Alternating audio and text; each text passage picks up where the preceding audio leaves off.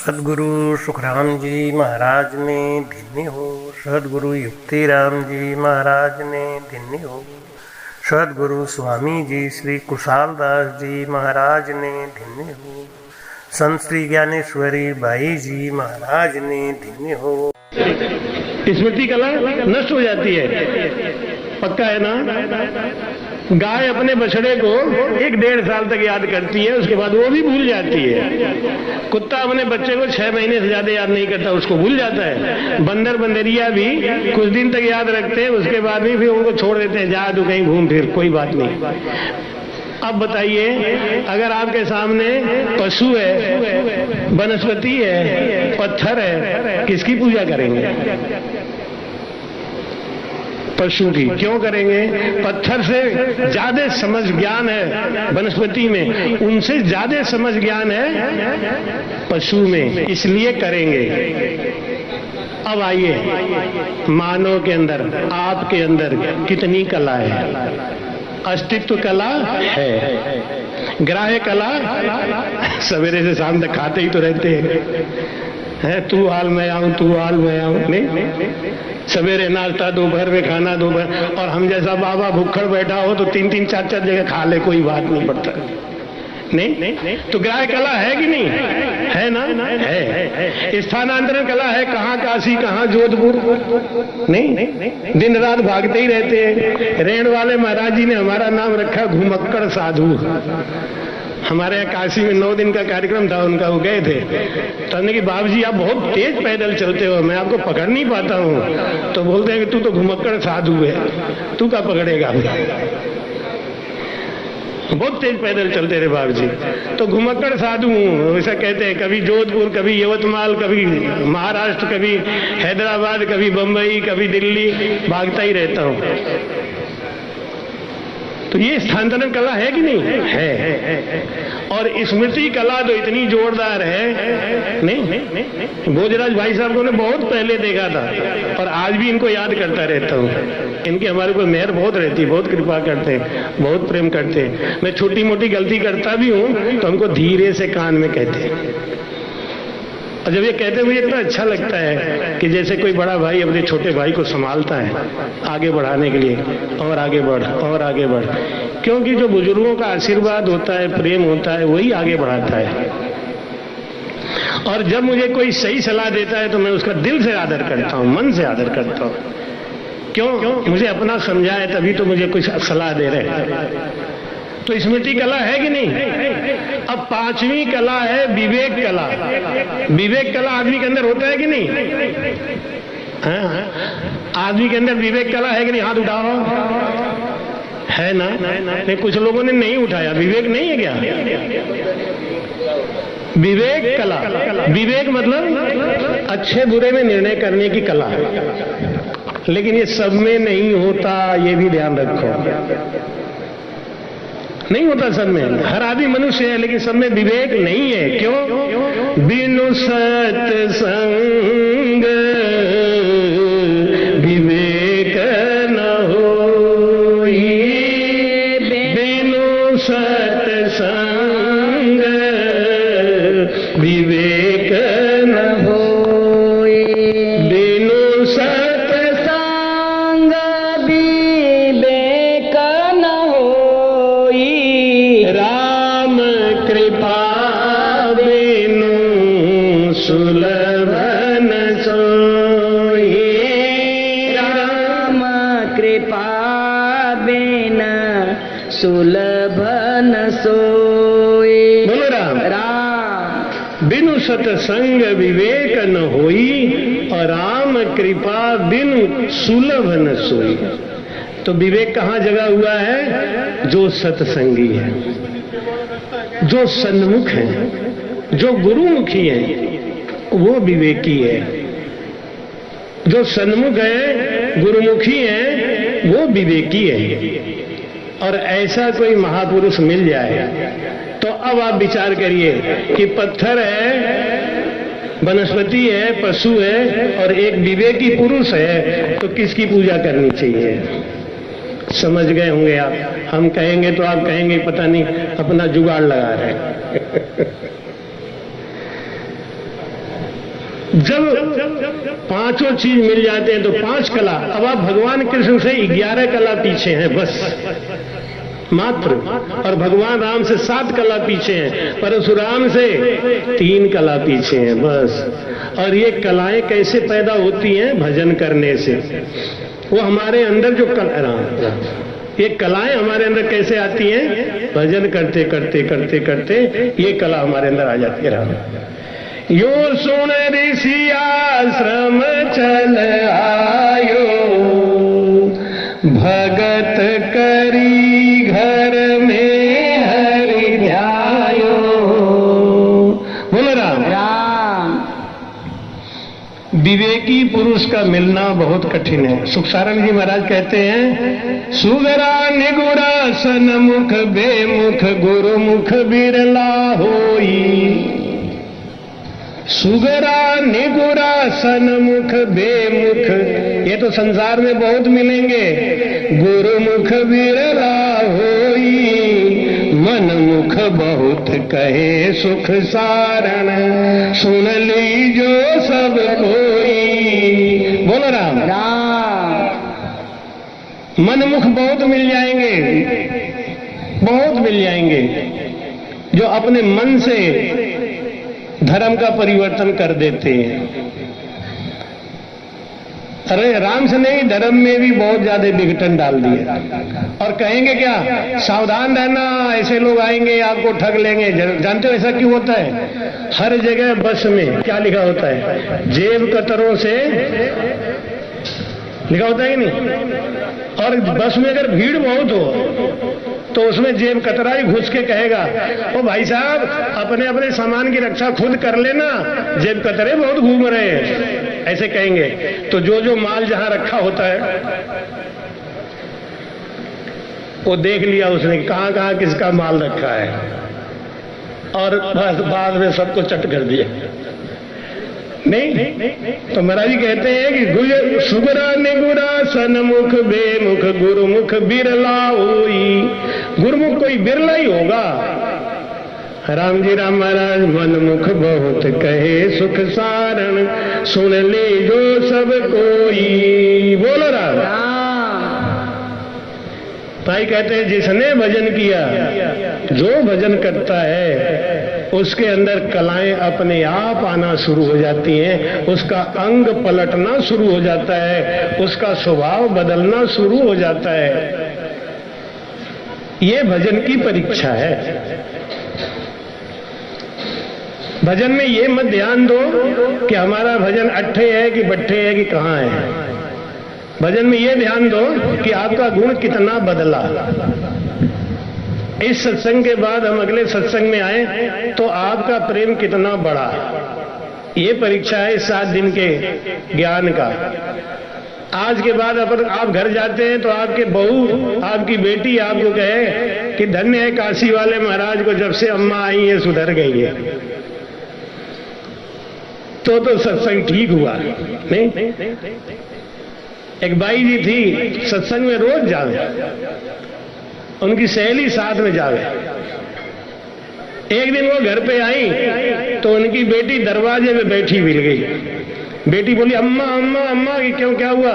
अरे अम्मा, वो तुमने क्या देखा? तुम तो खाली सत्संग में बैठी रहती हो, पता नहीं आज भाभी जी ने क्या किया। आज भाभी जी ने पूरा मट्ठा फैला दिया, मट्ठा ही फैला दिया पूरा। कुछ थोड़ा बचा लीजिएगा बाद में, जब पुष्पन की वर्षा भई। अरे वाह, तो ठीक है। अरे वाह, तो ठीक है। देखिए विशई लाल जी का फूलों की वर्षा कर रहे हैं। गुरु महाराज ऐसी कृपा करें आप सबके। राम से नहीं हो तुम पे बरसे अमृत की बदरिया, लाए हैं गुरुदेव हमारे मोक्ष की खबरिया। राम से नहीं हो तुम पे बरसे अमृत की बदरिया। तो सासू जी आई, बिटिया उनकी दरवाजे बैठी, अम्मा तुम तो सत्संग करती रहती हो, तुम्हें पता नहीं क्या हुआ? अरे भाभी जी ने पूरा मट्ठा ही फैला दिया। अब वहीं से गाली देना शुरू करी। अब बहू अंदर बैठ के कहे धिक्कार है इनके गुरु महाराज को, पता नहीं क्या सत्संग सुनाते रहते हैं। 7 दिन सत्संग सुनाया, 3-3 घंटा सुनाया, अम्मा हमारी ज्यों त्यों आ गई घर में, गाली देना चालू करी। तो गुरु महाराज को गाली मिल गई मुफ्त में। दूसरी गई सासू घर में, उनकी बेटी बैठी, अम्मा अम्मा तुम खाली सत्संग ही सुनती रहोगी, कुछ घर में भी ध्यान दोगी। क्या हुआ? 2 किलो घी लाई थी ना जो तुम रख के गई थी, भाभी ने मटका फोड़ दिया, बह गई। तो अब बहू तो कांप रही थी डर के मारे, आज नुकसान बहुत हुआ है, आज तो डांट बहुत पड़ेगी।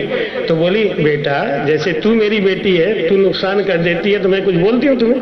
नहीं नहीं, ऐसी वो भी मेरी बेटी है।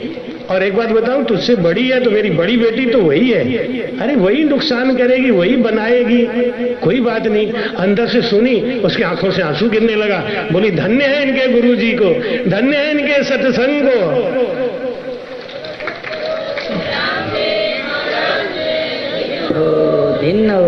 एक जगह तो गुरुजी ने गाली खा ली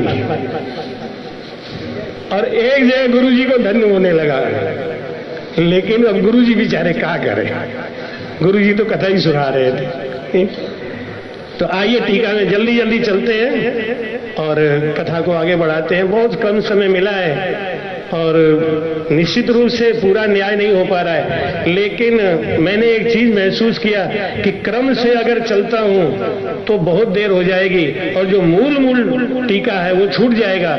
इसीलिए राजा कुरकट का ले लिया और अब आगे बहुत ही कीमती कथा सुनाने जा रहा हूं। गया है मूल टीका है वो छूट जाएगा, इसीलिए राजा कुरकट का ले लिया और अब आगे बहुत ही कीमती कथा सुनाने जा रहा हूं। गयासुर की कथा, जिसको सुनने से पाप विमोचनी कथा है और इसको सुनने से ही हमारा आधा से ज्यादा पाप कट जाता है। गया जाने से जो फल मिलता है उस गया जाने का काफी फल यहाँ सुनने से मिलेगा। तो वो कथा आज हमने ले लिया।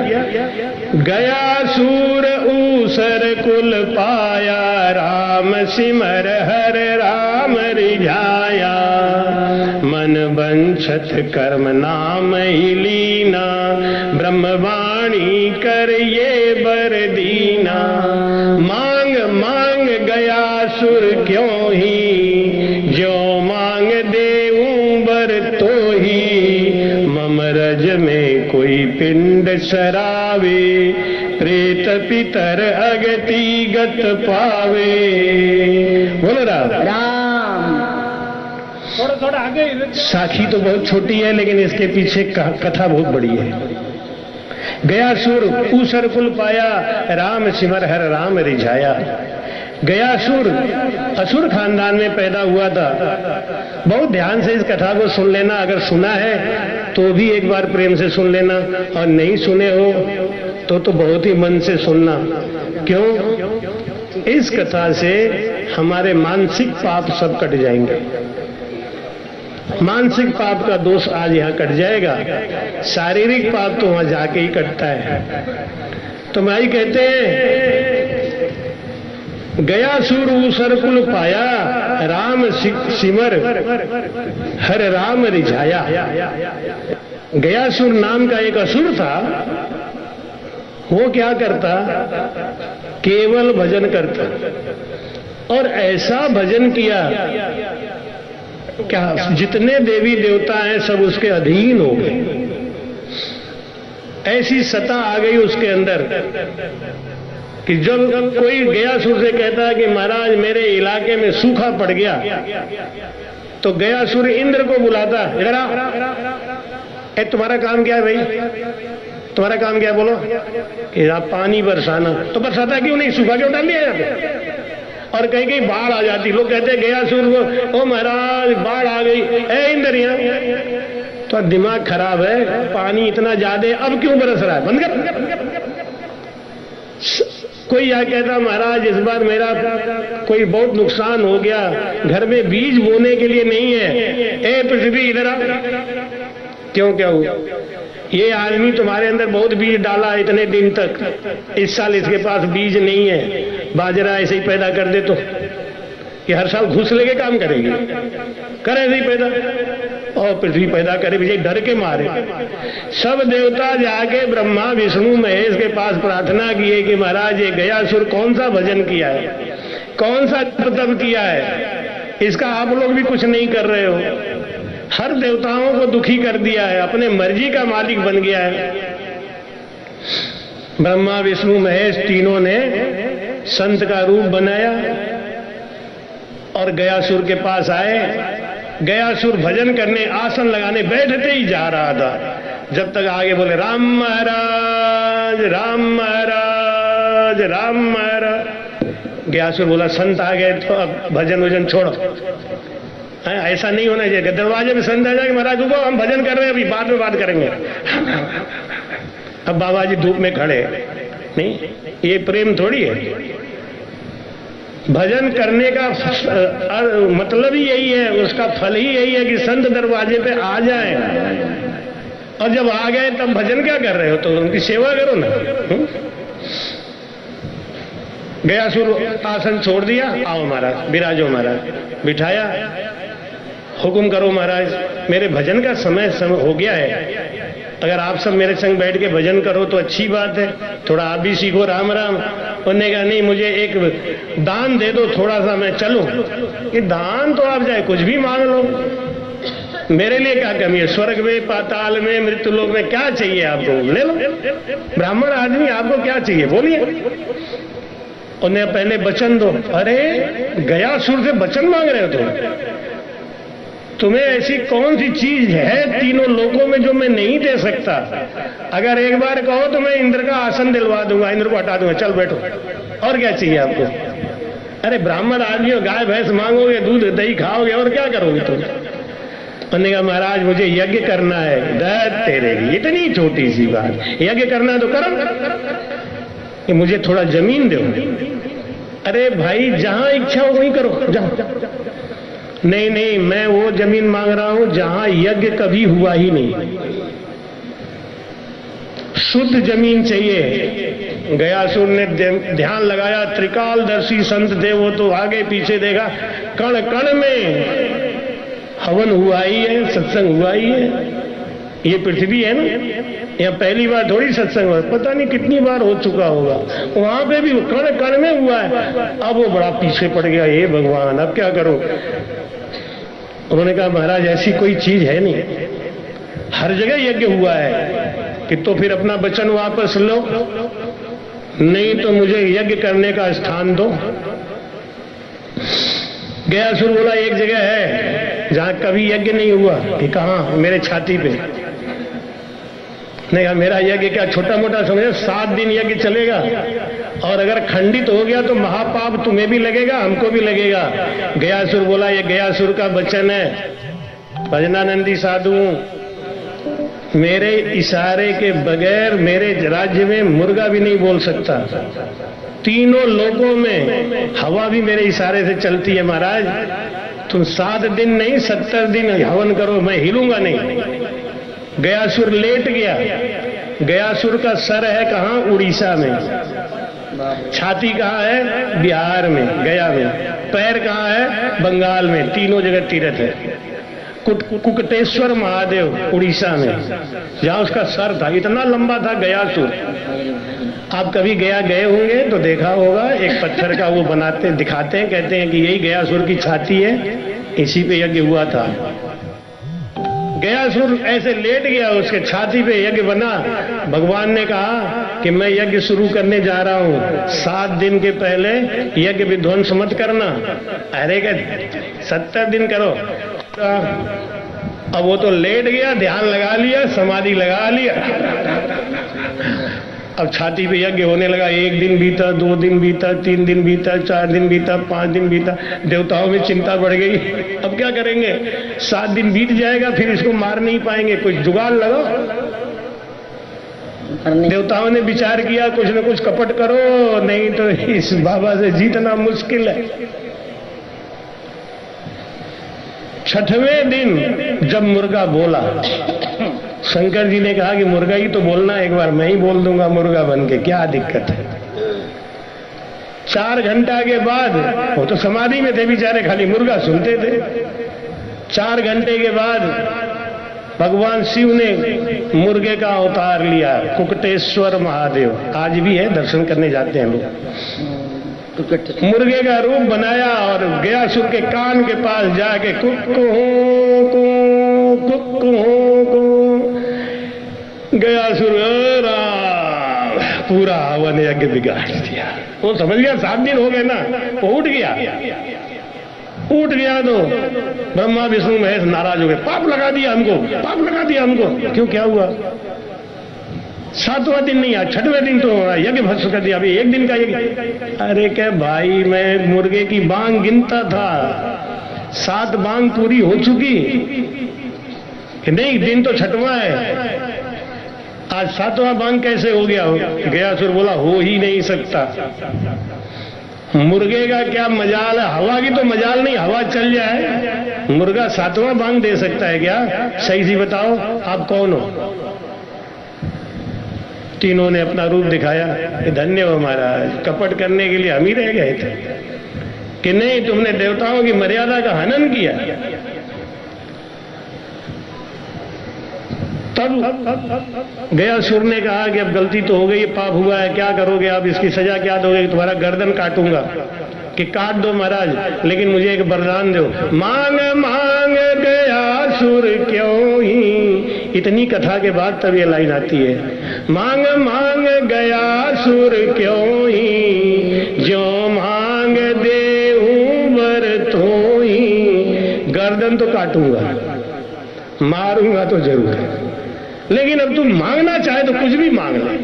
तो क्या मांगता है देख लो, मरते मरते भी उसका मानव के लिए कितना प्रेम था। क्या मांगता है? ना स्वर्ग मांगता है, ना मोक्ष मांगता है, वो जानता है कि ये खुद ही भिखारी है। क्या मांगूंगा? एक ही बात कहा कि आपके हाथ में एक चीज है, वो दे दो आपके। क्या? ममरज में कोई पिंड सरावे, प्रेत पितर अगति गत पावे।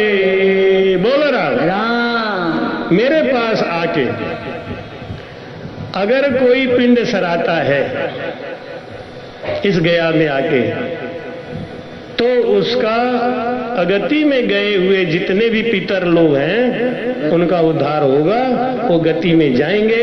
आप ऐसा करोगे, इसका वचन हमें दे दो। कोई हमने ये बताओ तुम्हें काहे को दूं? हम यहाँ आ गए, हो गया हमारा काम। ये कथा गलत है तो तुम्हें दूं, तुम्हें दूने देने से क्या पितरों का उद्धार होगा क्या? और माने ही नहीं, पीछे ही पड़े रहे। तो एक लड़के को बुलाया, हमने कहा बेटा यहाँ। उसको मैंने कपड़ा भी दिया, दान भी किया, उसको नहीं दिया। तो कह रहा कि देखो बाबा, दे तो रहे ही हो, उसको क्यों दे रहे हो, हमको क्यों नहीं दे रहे हो? हम मेहनत आपके संग करें। हमने कहा हमारा एक जिद्दी स्वभाव है, हम तुमको समझा रहे, तुम समझ नहीं रहे हो। ये नासमझ है कि मांग नहीं रहा इसलिए इसको दे रहा हूं, और तुम समझते हुए भी हमको बेवकूफ बना रहे इसलिए तुझे नहीं दूंगा। दिया नहीं, कुछ भी नहीं दिया। एक कथा अब सुनो पुरातम, गयासुर की रज को महातम। एक पुरुष कोई बहतो आयो, उन रज को मातम सुन पायो। जान अजान रज में आवे, अंश बंश गोती गत पावे। उन जान्यो मैं सू लेऊं, 5 कोस में पावन देऊं। बोल रहा 5 कोस के अंदर कोई जाके पैर रख देगा तो उसके पितरों का उद्धार हो जाएगा। उसने कहा हम उद्धार करेंगे ही। काहे को करें?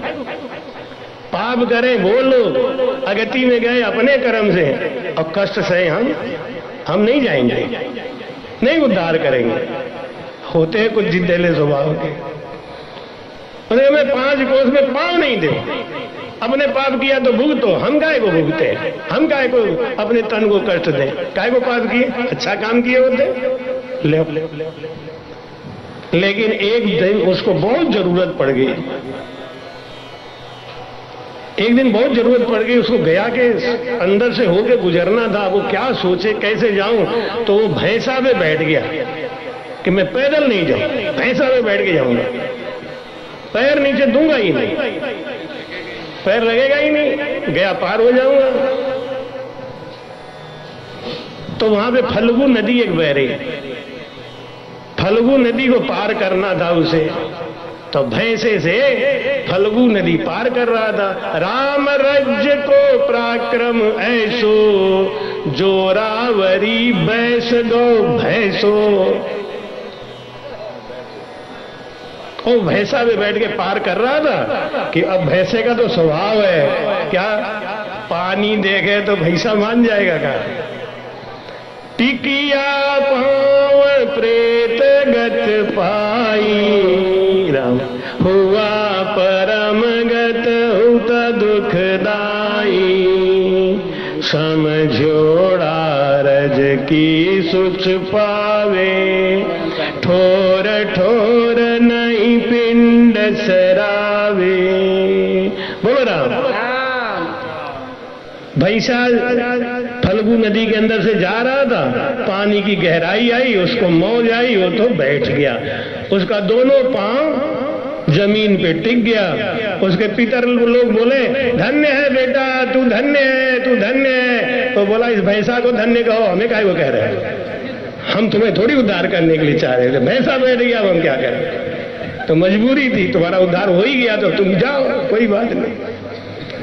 महाराज कहते हैं जो समझदार आदमी है ना, वो वहां जाके पिंड नहीं सिराते, वहां पे जाके तीरथ सिलेता राम चावल चून को बेमुख होई, मना लिखा है महाराज जी ने। सुखसारण जी महाराज कहते हैं कि वहां जाके पिंडदान करे तो किसका करे, चावल चून का नहीं करे, किसका करे। महाराज जी कहते हैं तीर्थ सिलेता नाय स्नाना, रज संतन की उत्तम माना। राम भगत सतसंगत की जो, रज संता का मस्तक लीजो। बोलो राम। राम। एक कथा इसमें और है जो इसमें वाणी जी में तो नहीं है, लेकिन वो कथा वहां पे बहुत प्रचलित है, उस कथा को भी सुना देता हूं। एक बार भगवान राम माता